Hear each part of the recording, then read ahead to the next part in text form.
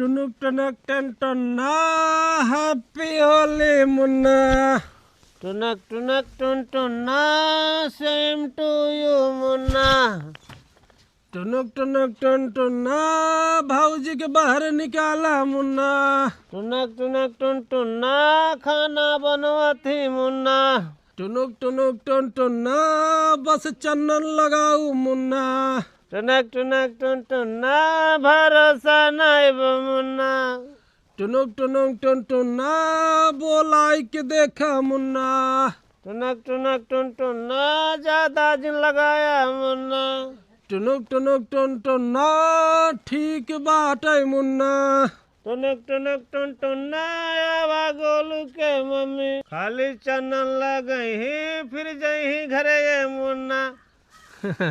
टुनुक टुनुक टन टन ना वेलकम बाटे मुन्ना हाँ सुन लिया मुन्ना रंग मत नहीं लगाया मुन्ना जितना बाटे जरूरी सुन लिया बात तो मुन्ना।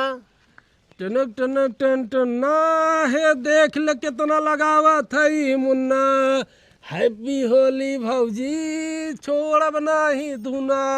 अब टुनुक टुनुक टुन टुन ना तू भाग के निकला मुन्ना ना फोरब खोपड़ी तोहरा दे दिया हमें तो टुनुक टुनुक टन टन ना बात सुन ला मुन्ना तोहरे भर में हरारू नाई ना यह दुनिया में सुना। अब जाबा टुनुक टुनुक टुन टुन ना रस्सी उठाए मुन्ना बस अरे तुनक तुनक तुन तुन्ना चला खाना चाप ला मुन्ना।